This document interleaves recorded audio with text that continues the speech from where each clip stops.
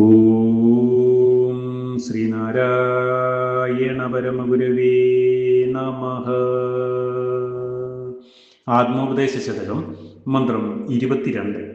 പ്രിയമപരൻ്റെയതൻ പ്രിയം സുഖീയ പ്രിയമപര പ്രിയമിപ്രകാരമാകും.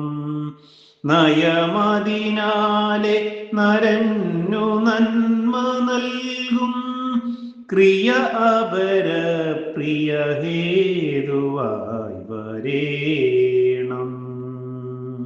ഓം ശ്രീനാരായണ പരമഗുരവേ നമഃ.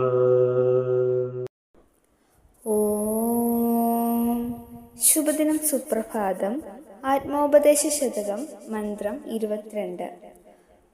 മറ്റൊരുവന്റെ പ്രിയം ഏതെന്നോ അത് എൻ്റെ പ്രിയമാണ്. എൻ്റെ പ്രിയം തന്നെയാണ് മറ്റൊരുവന്റെ പ്രിയം. ഇപ്രകാരമുള്ള നയം അനുസരിക്കുക വഴി ഒരു മനുഷ്യന് നന്മ വരുത്തുന്ന പ്രവൃത്തി മറ്റുള്ളവർക്ക് പ്രിയത്തെ ഉണ്ടാക്കി തീർക്കുന്നതാകണം.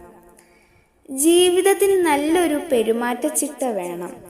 നമുക്ക് തോന്നിയതുപോലെ എല്ലാം ചെയ്യുകയാണെങ്കിൽ എവിടെയും സംഘർഷം മാത്രമേ മുറ്റി നിൽക്കുകയുള്ളൂ. പ്രിയത്തിന്റെ തലത്തിൽ വരുന്ന പിടിവാശികൾ കൊണ്ടാണ് സംഘർഷങ്ങൾ ഉണ്ടാകുന്നത്. മനുഷ്യ ജീവിതത്തിൽ ഒരു സമന്വയം കൊണ്ടുവരണമെങ്കിൽ നാം ചില നീക്കുപോക്കുകളൊക്കെ നടത്തണം. അതിന് ദാർശനികമായ ഒരു അടിത്തറയും ഉണ്ടായിരിക്കണം. ഒന്നാമതായി, പ്രിയത്തിന്റെ അടിസ്ഥാനം ആത്മസത്തയാണെന്നറിയുക. ആത്മാവിന്റെ പ്രിയം എല്ലാവരുടെയും പ്രിയമാണ്. അതുകൊണ്ട് ആത്മാവിന്റെ പ്രിയത്തിലേക്ക് ചേരുന്നതിന്റെ ഭാഗമായി നാം പ്രാഥമികമായി ചെയ്യേണ്ടത് വേറൊരാളുടെ ഇഷ്ടത്തെയും നമ്മുടെ ഇഷ്ടത്തിന്റെ പരിഗണനയിലേക്ക് കൊണ്ടുവരിക എന്നതാണ്.